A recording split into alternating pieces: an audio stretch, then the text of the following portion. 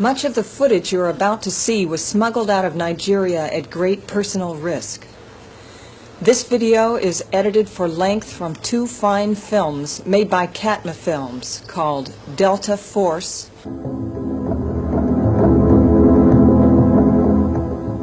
and In Remembrance, Ken Saro-Wiwa. In Nigeria, 250 ethnic groups are dominated by just three: the Ariba, the Igbo, and the Hausa, who control the army. Since independence from Britain, a succession of Nigerian dictators have been sustained by oil, 50% of which is produced by Shell. This oil accounts for 14% of Shell's global profits and provides the military regime with $11 million a day. Over 35 years, Ogoni land has yielded about $40 billion in oil revenue. However, most of the people are living in poverty.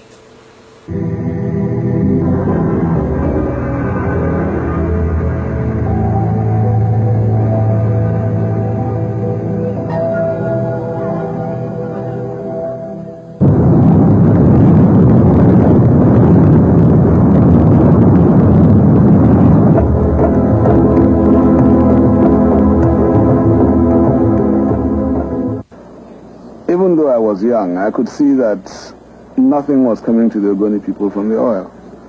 And I started writing about it almost immediately, even though I was only a high school student at the time.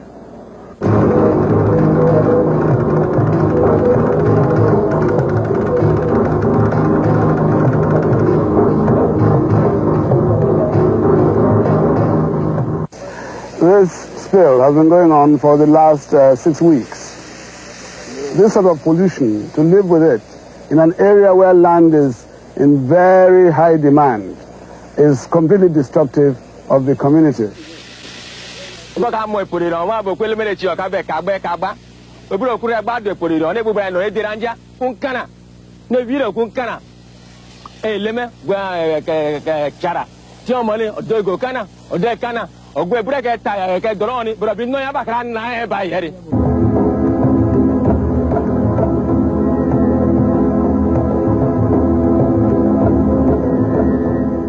What we are working on now is crude oil, not soil.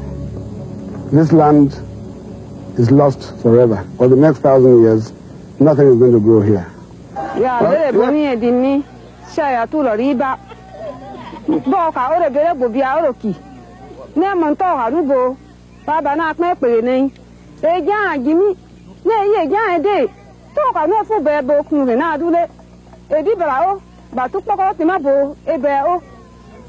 In Ogoni, we had the leadership in person of Ken, who motivated the people. We had the organization like MOSOP, that was the first of its kind in that part of the world, in grassroots democracy, in trying to mobilize all segments of the people.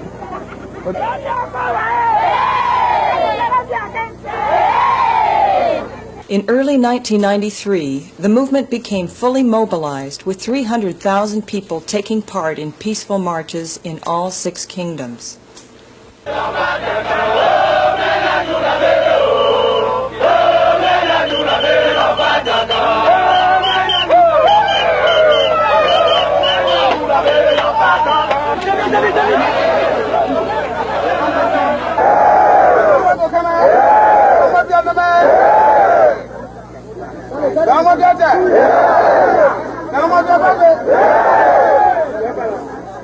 The United Nations recognizes the rights of all the world's indigenous people.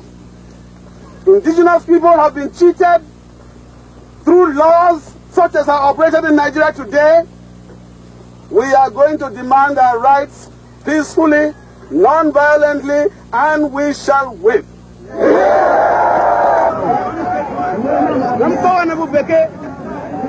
From today onwards, Shell is declared persona non grata in Ogoni.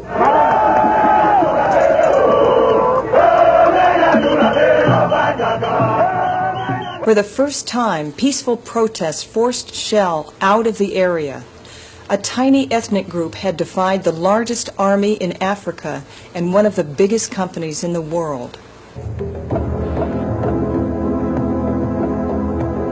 Widespread rioting broke out across Nigeria during the summer of 1993, when a promise of a return to civilian rule was broken by the dictator Babangida. He announced a crackdown on all pro-democracy activists, including the Ogonis. Ogoni was surrounded, villages were blocked in by military checkpoints and attacked.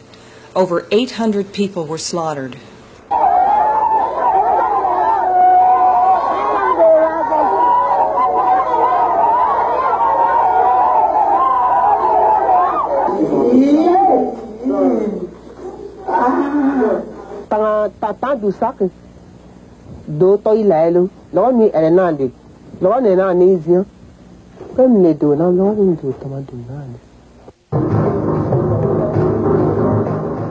In the autumn of 1993, there were further brutal attacks on 10 Ogoni villages, which resulted in the deaths of 750 people and left 30,000 homeless.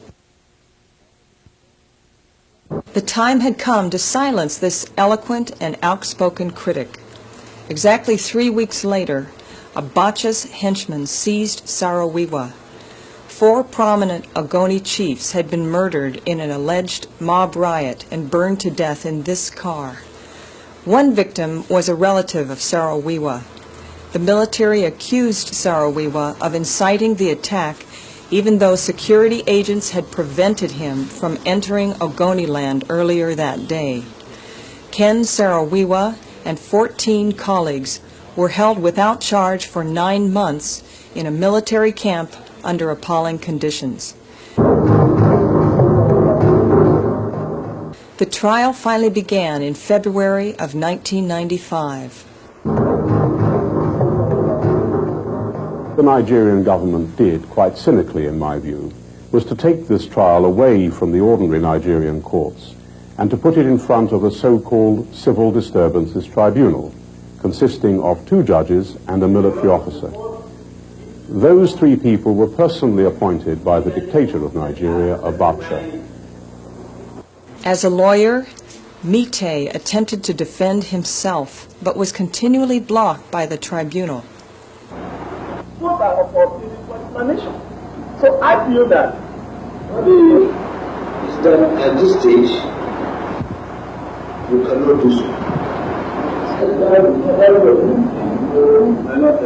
A number of the main witnesses for the prosecution have admitted to being bribed to discredit Saro-Wiwa.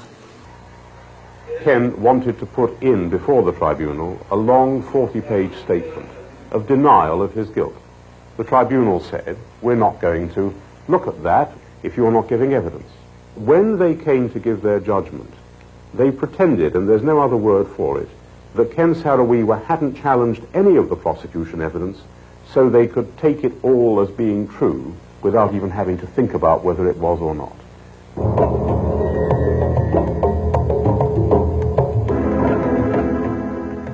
Despite Shell's efforts, during the summer protests intensified.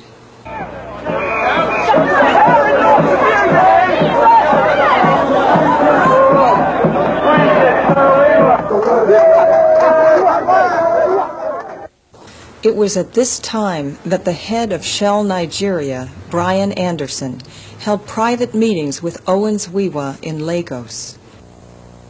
And I asked him again about my brother and the other detainees for their freedom. And he said that it would be difficult to get their release, but not impossible. He said that he needs some goodwill from the Ogoni people, from myself, for that to happen. So I asked him what was the goodwill. He asked that we should call off the international campaign. Dr. Wiwa says he passed on this offer to Ken Saro-Wiwa, who wrote back that it was time for Shell to show goodwill rather than the Ogoni. no possibility whatsoever that I or Mossad could ever have planned any such action. And I will forever vow it, no matter what any forum decides upon. I appeal to you, my Lord, for only one thing. The Ogoni people have suffered tremendously in this country. They have made tremendous contributions to this country. Niger Delta itself is in serious trouble. We need every assistance that we can get. On the 31st of October, the Ogoni 9 were found guilty and sentenced to death. Despite worldwide appeals for clemency, on November the 10th, 1995, Ken Saro-Wiwa and the 8 other Ogonis were taken to Port Harcourt Prison and hanged by the neck.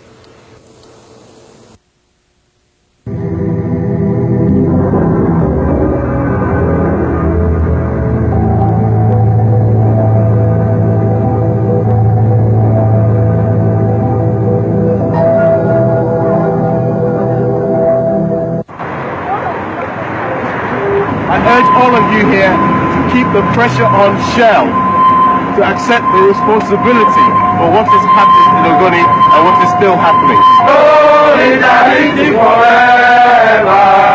Solidarity forever!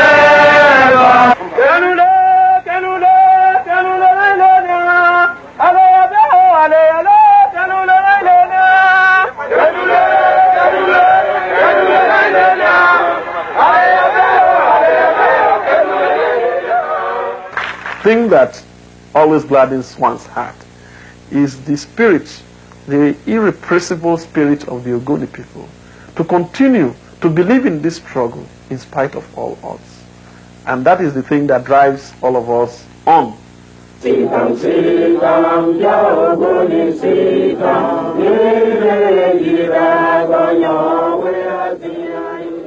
The struggle itself is about hope.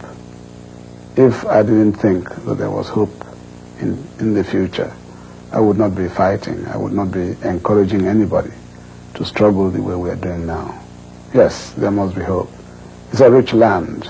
It's well blessed. If we can get the oppressors out of the way, if we can get those practicing double standards out of the way, if we can get the pollution to stop, I am sure that Ogoni will be a happy land.